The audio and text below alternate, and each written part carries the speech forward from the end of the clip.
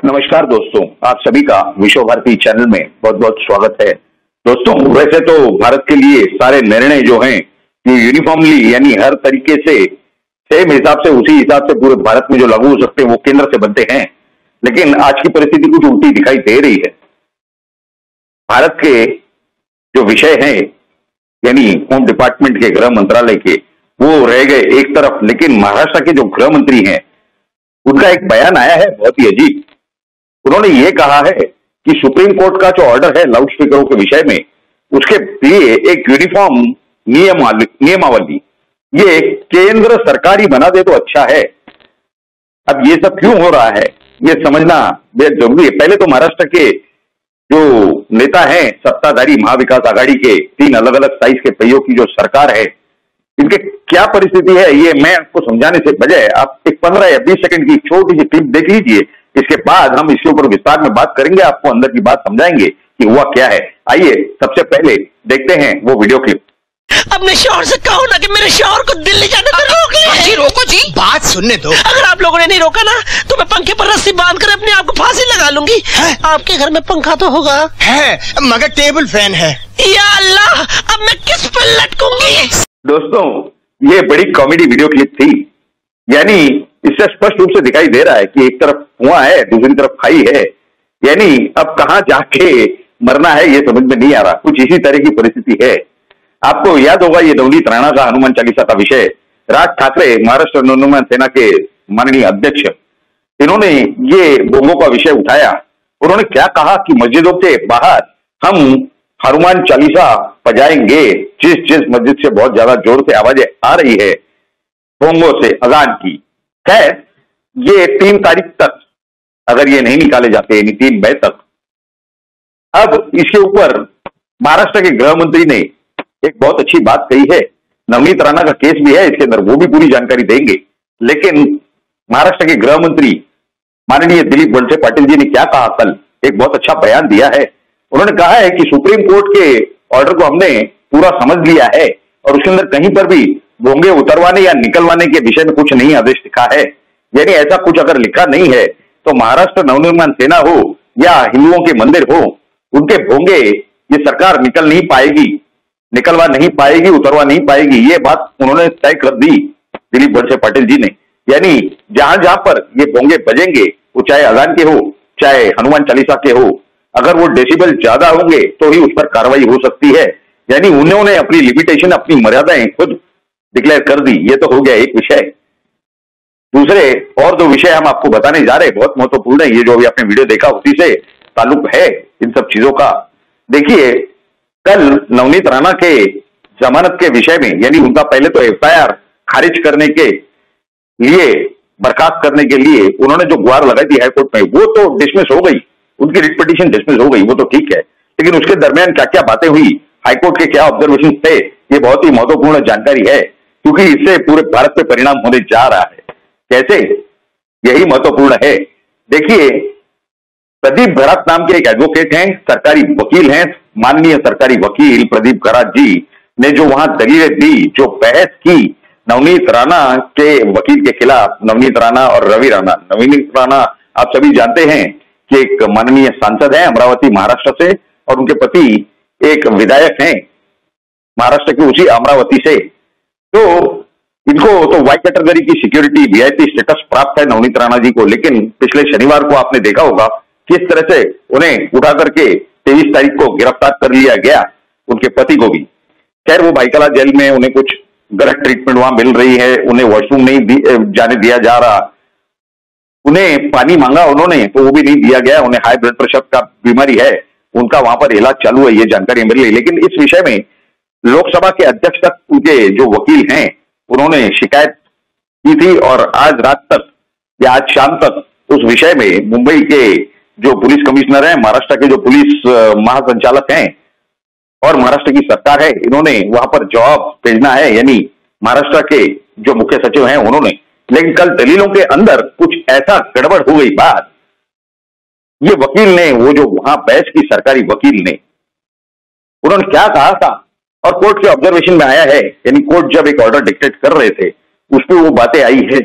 क्या है वो, सुनिए। उसमें ये कहा गया कि जो रिलीजियस वर्सेज है, यानी धार्मिक जो कुछ पठन है, वो किसी के घर में जा करके आप नहीं कर सकते, यानी उसकी अनुमति के सिवा। लेकिन अगर आपको मातोश्री में अंदर जाने नहीं दिया जा रहा था, तो मातोश्री के बाहर अगर आप सार्वजनिक जगह पर करते, तो इससे दूसरों की जो सार्वजनिक आजादी है उसको ठेस पहुंचती। यानी सार्वजनिक जगह पर भी आप धार्मिक पठन नहीं कर सकते।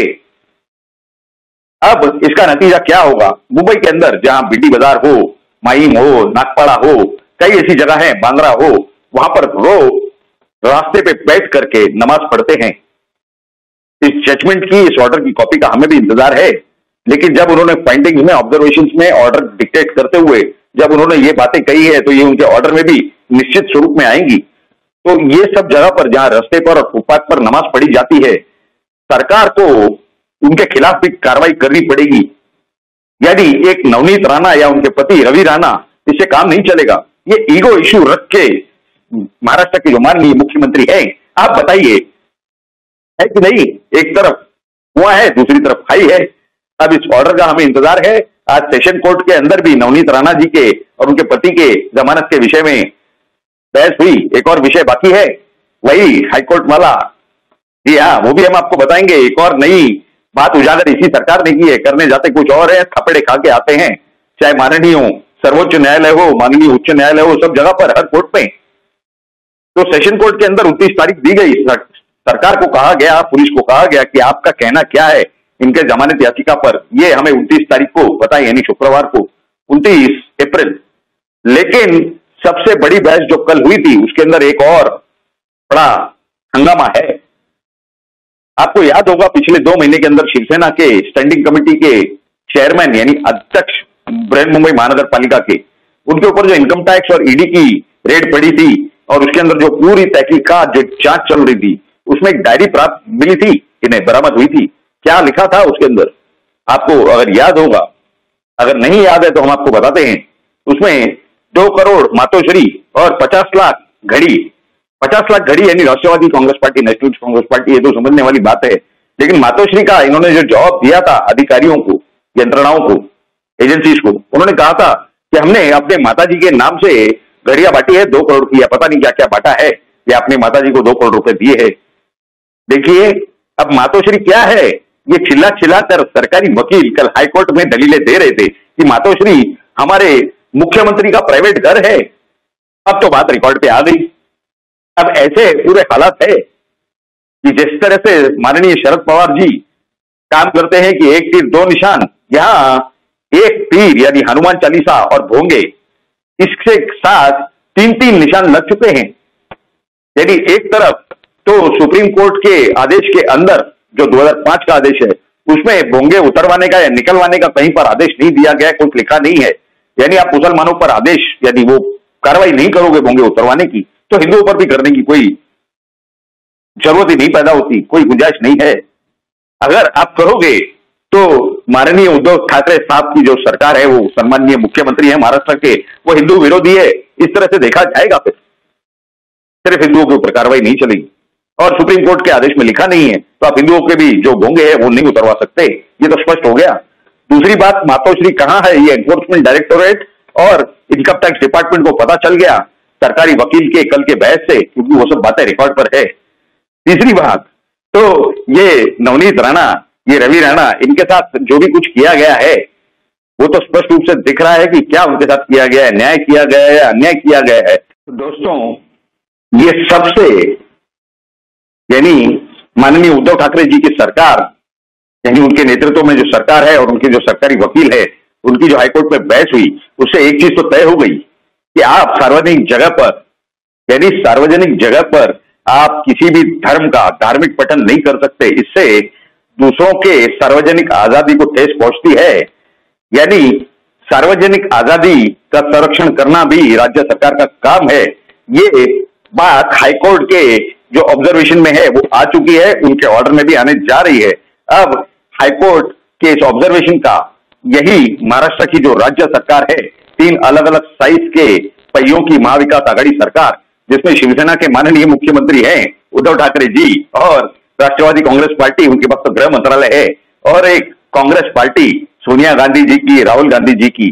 तो इस सब के ऊपर ये अब क्या निर्णय लेते हैं, यानी एक तरफ कुआं है, दूसरी तरफ खाई है, यानी लटकना भी है लेकिन सीलिंग फैन नहीं है, टेबल फैन है, कहां से लटकेंगे भाई। यानी ये जो काम अब आपको करना पड़ेगा, एक नाव के अंदर एक छोटा सा होल हुआ था, खड्डा, उसे बुझाने के लिए, बंद करने के लिए आपने कोशिश की और 5 लाख नए खड्डे खड़े कर दिए। जामा मस्जिद हो दिल्ली की, उसके बाहर जो रास्ते पे या फुटपाथ पे नमाज का पठन होता है, या फिर भारत के कई और जगह पर, ये सब के ऊपर इस हाईकोर्ट ऑर्डर का परिणाम आने की पूरी पूरी संभावना है।